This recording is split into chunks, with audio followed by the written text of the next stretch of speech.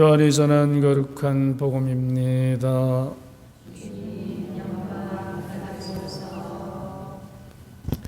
요한의 증언은 이러하다. 유다인들이 예루살렘에서 사제들과 레위인들을 요한에게 보내어 당신은 누구요? 하고 물을 때 요한은 서슴지 않고 고백하였다. 나는 그리스도가 아니다 하고 고백한 것이다. 그들이 그러면 누구란 말이요? 엘리야요? 하고 묻자 요한은 아니다 하고 대답하였다. 그러면 그 예언자요? 하고 물어도 다시 아니다 하고 대답하였다. 그래서 그들이 물었다. 당신은 누구요? 우리를 보낸 이들에게 우리가 대답을 해야 하오. 당신은 자신을 무엇이라 말하는 것이요? 요한이 말하였다. 나는 이사야 예언자가 말한 대로 너희는 주님의 길을 굳게 내어라 하고 광야에서 외치는 이의 소리다. 그들은 바리사이들이 보낸 사람들이었다. 이들이 요한에게 물었다. 당신이 그리스도도 아니고 엘리야도 아니고 그 예언자도 아니라면 세례는 왜 주는 것이요? 그러자 요한이 그에게 대답하였다. 나는 물로 세례를 준다. 그런데 너희 가운데는 너희가 모르는 분이 서 계신다. 내 뒤에 오시는 분인데 나는 그분의 신발끈을 풀어드리기에도 합당하지 않다. 이런 요한이 세례를 주던 요르단강 건너편 베타니아에서 일어난 일이다. 주님의 말씀입니다.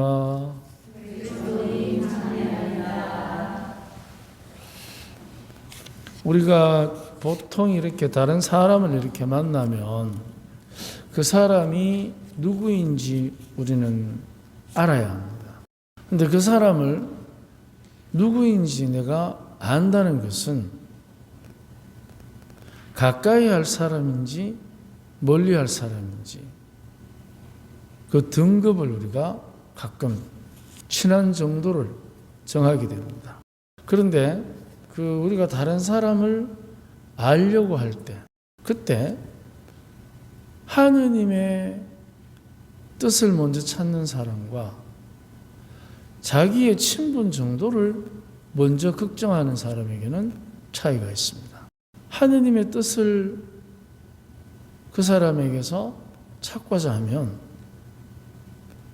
그 사람이 가지고 있는 인간적인 약점들이 이제 눈에 들어올 때가 있는데 그때 그 약점이 나로 인해서 보완되어지고 변화되어져서 그 사람이 약점을 위로받도록 측은지심을 갖게 됩니다.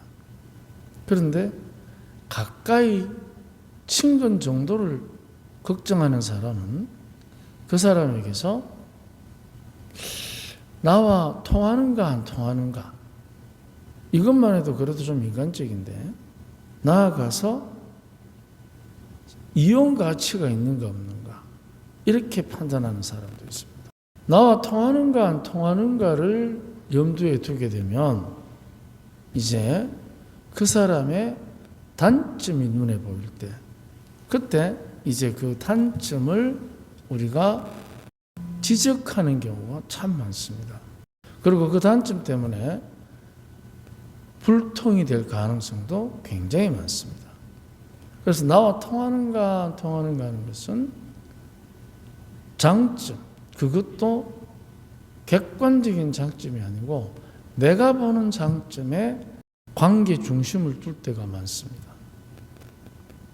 그리고 이용 가치가 있는가 없는가 하는 아주 우리들의 이기적인 관계 맺음은 그 사람이 가지고 있는 것, 돈, 명예, 건강, 여러 가지가 있겠죠.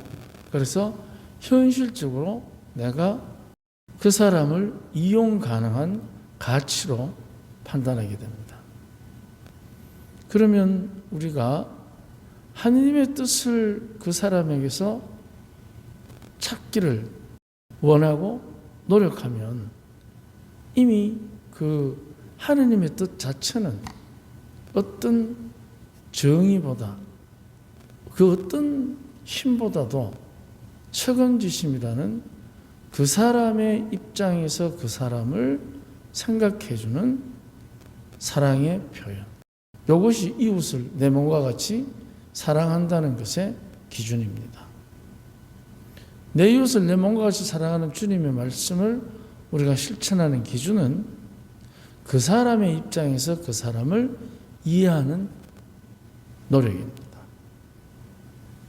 내 입장에서 그 사람을 이해하는 것은 내 이웃을 내 몸과 같이 사랑하는 것이 아니고 나와 다른 사람으로 볼 가능성이 굉장히 많습니다. 나와 다른 사람이라는 그 우리들의 판단도 사실은 알고 보면 그 속에 뭐가 숨어 있느냐? 선입견과 편견이 숨어 있습니다.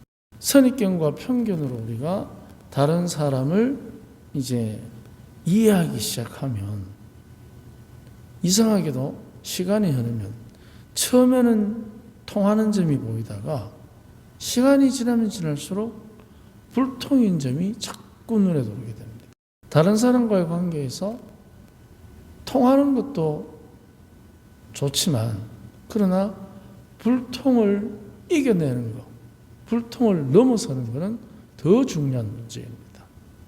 왜냐하면 자기 안에서부터 자기 스스로가 편견과 선입견에 안경을 벗고 그 옷을 벗지 않으면 결코 상대를 하나님의 뜻 안에서 책임지심으로 그를 보기가 굉장히 어려워집니다. 그럼 우리는 가끔 그런 얘기를 합니다. 그러면 상대가 아무리 잘못을 저질러도 이해해 줘야 됩니까? 그런 의미가 아니라 책임지심은 그 상대가 스스로 자기의 잘못을 깨달을 수 있도록 도와주는 것. 그게 책임지심입니다. 잘못을 덮어놓고 묻어두는 것은 책임지심이 아니고 오히려 방치라고 얘기하는 것입니다. 그건 방관자입니다.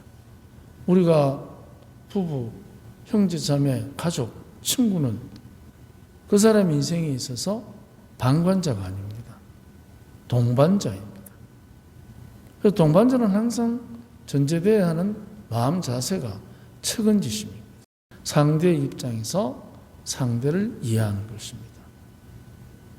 그러기 위해서 우리가 해야 하는 나만의 작업이 뭐냐? 바로 그것을 오늘 요한이 우리에게 보여줍니다. 나는 그분의 신발끈을 풀어드릴 자격조차 없다.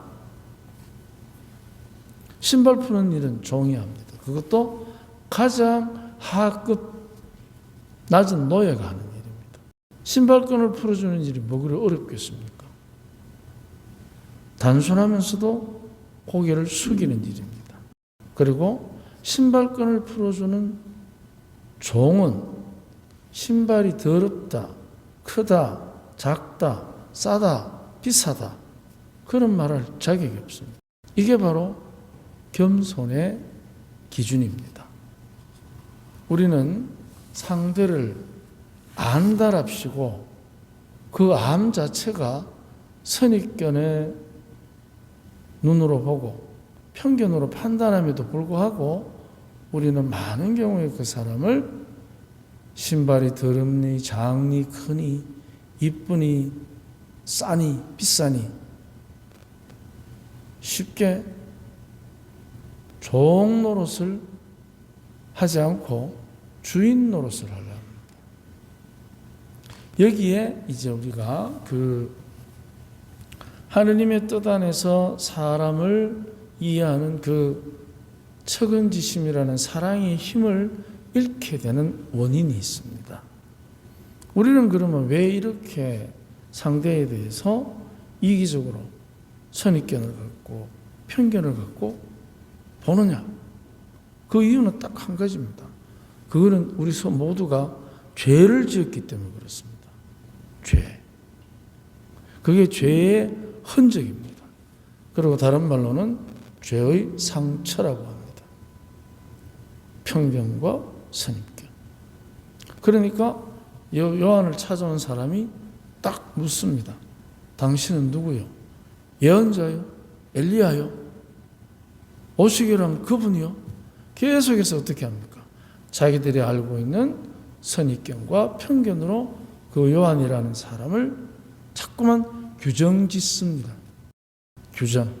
그럼 그 규정은 어디에서 나오느냐? 우리가 가서 보고해야 돼요. 우리를 보낸 사람들이. 바로 그게 뭐냐? 권력이라는 것입니다. 권력은 규정을 전하고 문화를 만들고 그래서 돈을 만들고 사람들을 이합집산시키는 그게 권력이라는 것입니다. 그런데 그런 힘이 있는 권력이니까 그가 누군지 알아오느라 지시할 수 있습니다. 그런데 그 권력이라는 것이 공명정대하지 못하면 바로 쉽게 권력을 가진 자의 이익에 의해서 사람들을 이합집산시키기 때문에 그렇게 되면 결국 거기에서 사람들이 모이느냐 흩어지느냐 그것은 바로 돈하고 직결이 되는 것입니다. 우리들도 마찬가지입니다. 우리는 다 권력을 갖고 있습니다. 작든 크든 어머니, 아버지, 형, 친구 다 힘이 있습니다. 그런데 그 힘을 이기적으로 사용하고 이용하게 되면 바로 불통이라고 느껴지면 안 보고 통한다고 느끼면 계속해서 그 관계를 유지하기 위해서 여러 가지의 관계 맺음을 하는 것입니다. 힘입니다. 그렇다면 우리 각자에게 주어진 그 아주 작은 미미한 힘이라도 어디를 향해 있어야 되느냐? 측은지심, 하느님의 뜻을 향해 있어야 합니다. 그래서 올 새해에는 누구를 만나든 먼저 그 사람에게서 하느님의 뜻을 찾으십시오. 그러면 그 하느님의 뜻을 찾는 나의 겸손된 노력들이 분명히 나를 내가 가지고 있는 선입견과 편견, 그게 바로 내가 최소한 아무도 없어도 최소한 내가 이룰 수 있는 나의 권력입니다. 그래서 누구는 병아리를 잡아먹어도 되고 누구는 병아리니까 잡아먹으면 안 되고 그것은 어디에도 규정된 게 없습니다. 하지만 자기 스스로가 결정하는 힘이 있습니다.